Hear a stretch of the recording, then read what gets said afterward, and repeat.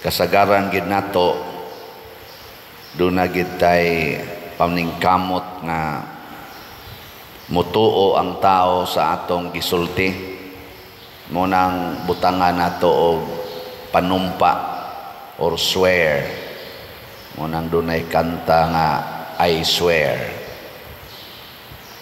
nya napanay aksyon kanang ana-ana sa kamot, ana-ana pas liog.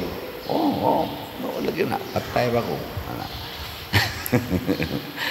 Mo na siya pagpaningkamot ba nga mutuo gyud nato ang atong gisultihan. Ang gusto di ay ni Kristo nga dili gid ta mupakapin og pulong inigtubag nato og oo o dili or yes or no. Inig-ingon sa imong silingan mobayad ka sa imong utang ug di ka kabayad anang tapusas buwan unsa may imong itubag, inang dili ayaw na pa yun, di ko kabayad ka tapos ba pero inikapit sa 15 ako jud kang bayaran na tinuod yun na murabag imo siyang i-assure ba, ayaw na lang di ko kabayad ana niya makabayad sa kain na makabayad ko, mura na siya kutob niya. Kung ato nang buhaton nga inigingon natong yes ato gyung sundon, ang Ginoo mo'y atong gisunod. Pero kung pakapinan pa na natog laing mga pulong, ang yawa na atong gisunod. Nang litan pangutanon ta mo, mupalit mo slot karong simanaha, kusga. Kusga bagtubag. Nato na ingon ako ang sa pader, ako sa paminahon ha kay basin pag makapalit ko karong simanaha, sayawa na ana bang tubaga ba? Ingna lang gong yes or no. Ni atong kusgon, mupalit mo slot karong simanaha. Duha ra man kabuk niyong yes, pero sagdi lang kay yes. Nya kana sa kunong di ka motingog ug pangutan-on ka, sayawa gyapon na siya.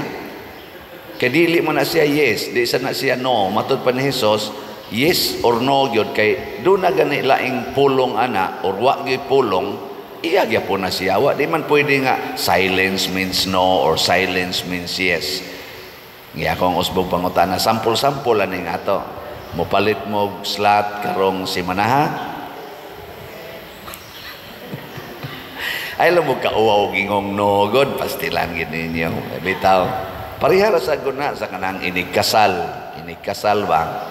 Moingon man dayon na ang pare dawaton sana ang una pangutana na mianhi ba ikaw sa imong kabubutongon aron sa pagbugkos kanunay sa imong kaugalingon diha sa paghigugma o pag-alagad sa imong bana or asawa, unsa may inyong itubag?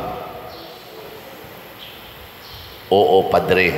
Nya sa in English, did you come here of your own free will to bind yourself forever in the love and service of your wife or husband? Yes, Father. Di yun na nimo pakapinan. Siguro ko pader, kay wa man jud ko pugsa, mature na biya ko pader. Dili ka pwede ana, di ka mo istorya. Nya inigingos pare, imo ba ni siyang dawaton, isip imong bana, sumala sa lagda sa atong inahan Santa Iglesia, unsa imo itubag? Dawaton. Di na ka moingon nga maningkamot ko padre. Ako ginang paningkamutan. Bisag unsa pa mahitabo padre maningkamot gyud ko. Dili pwede nang maningkamot. Kay dili na siya yes, di sad na siya no. Muna sa atong simbahan, wa gid na siyang divorce. Nganong wa man ang divorce? Kay ang divorce, ang imong yes sa una, himuon imong no karon. Imong giusab ba? Yes na sa una, himuon imong no. Di ba? Ikaw diya pader, purti naman among lisura sa among relasyon, wa naman ni klaro among relasyon, ni offer ang simbahan kung doon na jud kay kapasikaran nga ang imong kaminyoon dunay babag or invalid to pagkasal ninyo, hala file og mo file ka og declaration of nullity. Gi-offer mo na sa simbahan. Mo man ay among trabaho ng mga canon lawyers. Hala sige, i-offer dito. Harog matagaan ka ana, pwede na ka magminyo og lain. Pero ayaw dubliha.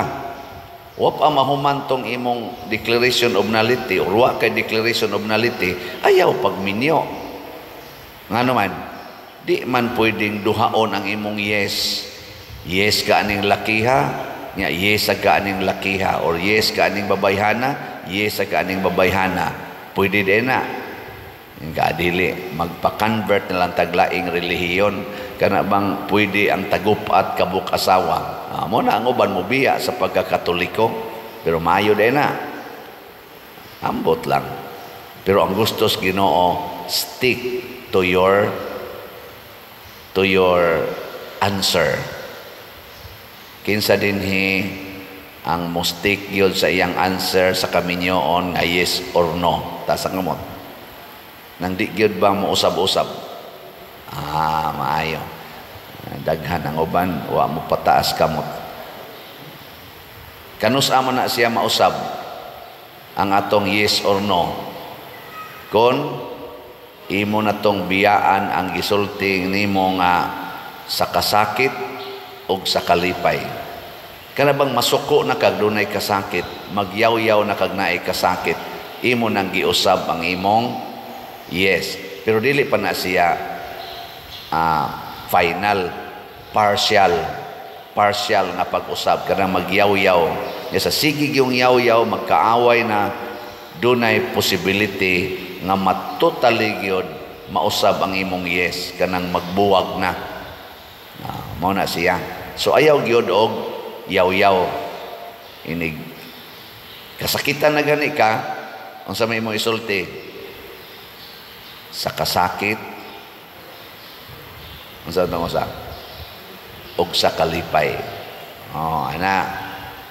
Nya karon kay ang imong bana kay musuyop man, manugal pa gyud, kawaton pa gyud inyong kwarta, isuyop, isugal, ipamaligya pang inyong butang.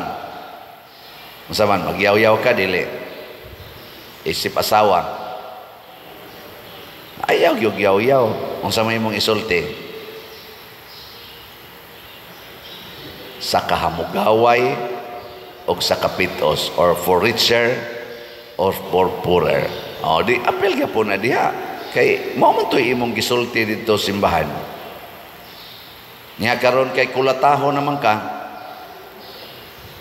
mga lagom naman imong naong, di naman kahapit kabangon ikaugma kay imong gusok mura magnabawog. Unsa man na? In sickness and in health. Di ba? Katong atimanon kahapo-hapon kanyang maayo, healthy jud kay kaato. Karon kay kulataho naman ka sickness. Ana. Yang imo sang bana kay nangulata man sa nimo, di naman kaila nimo. Unsa may tawag kana? Sickness. Kanang tao bitang di nakaila, unsa man nang sakita, kana bang malimot ka, di nakakaila ba? Alzheimer's, ano na? Or ano sa tawag na?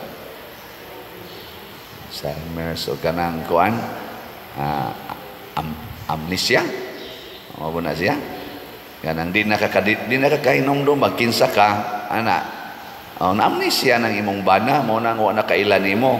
Mo nang moingon ra gyud ka in sickness and in health. Nya moingon din imong mga ginikanan, nganong lago man kay na imong naong dahil sa nasakit ang akong bana.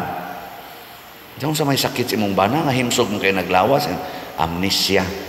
Sa una sigihan ko niya case, karon sigihan ako niya kulata na amnesia na. Di ba? Yang ano naman na maulis inyo, tuwa naman na silingan. Amnesia gyapon, wa nakadomdom og balay. Nya gatuo siya katong diha silingan, ako to. Ana, sige na lang oy kay ako nang dawaton kay sa umang gyud na sakit man. Di ba? Ako sa panaan kay in sickness and in health man. Nya ikaw galisod ba kaglakaw sa in sickness po. Ana. Di ba? Nya, unsa may isultis Ginoo nimo ana? Mudayeg siya nimo o musaway? Ang Ginoo mudayeg. Pero ang imong silingan, unsa may isulti og ang imong mga parente, buang ka. Buang ka. Pero mao ginay kamatuoran. Tanawa sa atong unang pagbasa, si Eliseo kadtong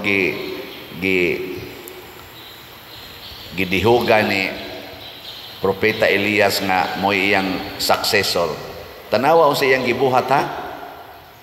Ang iyang napulog duha. Ang 12 niya ka baka nga iyang gigamit pag daro sa iyang panginabuhi, iyang giihaw ang tanan.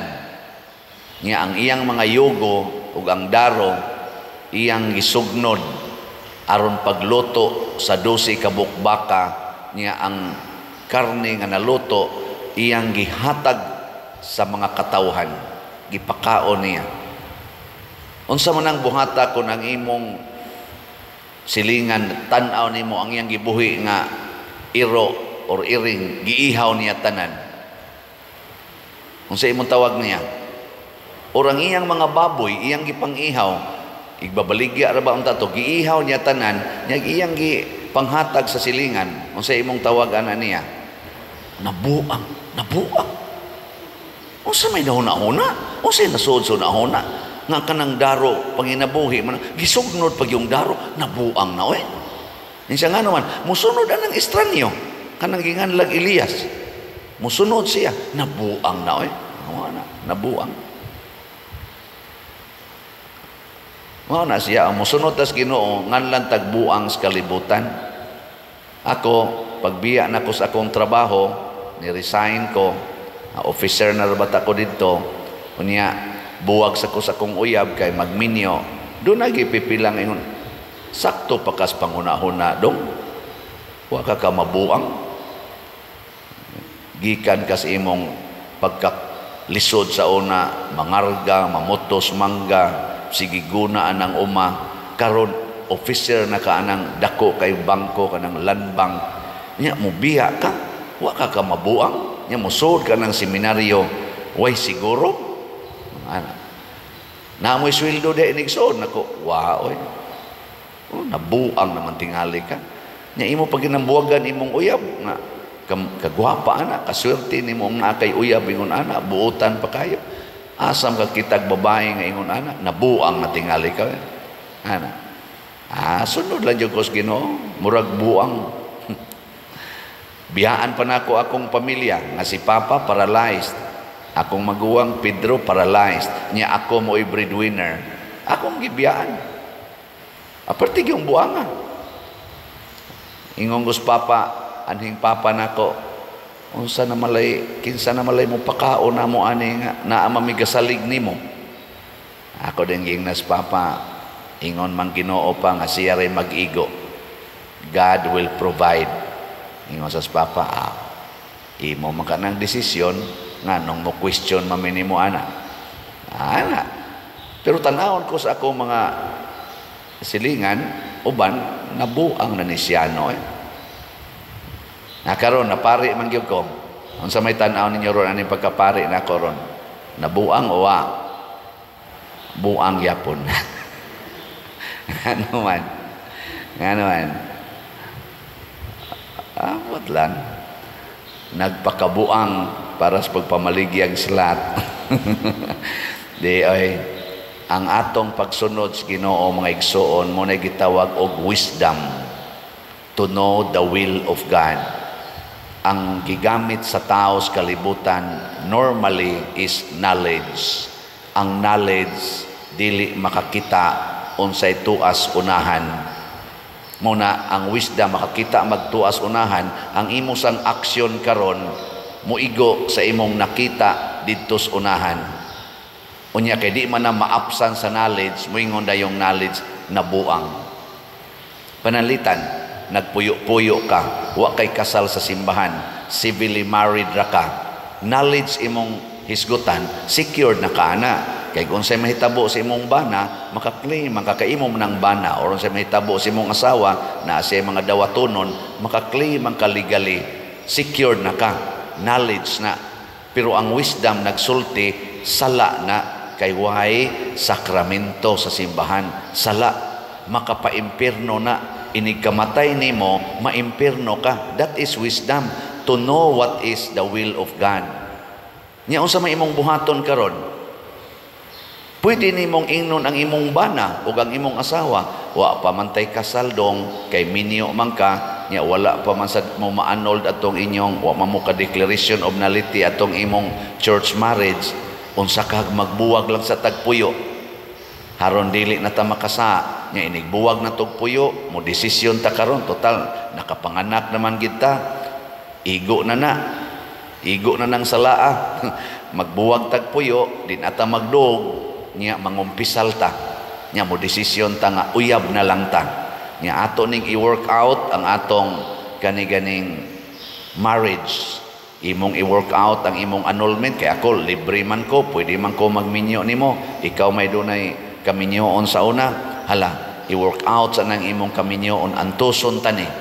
Tabangan na to gasto, pero di na ta magdog, di na ta magtipon og balay. Sakto na, dili.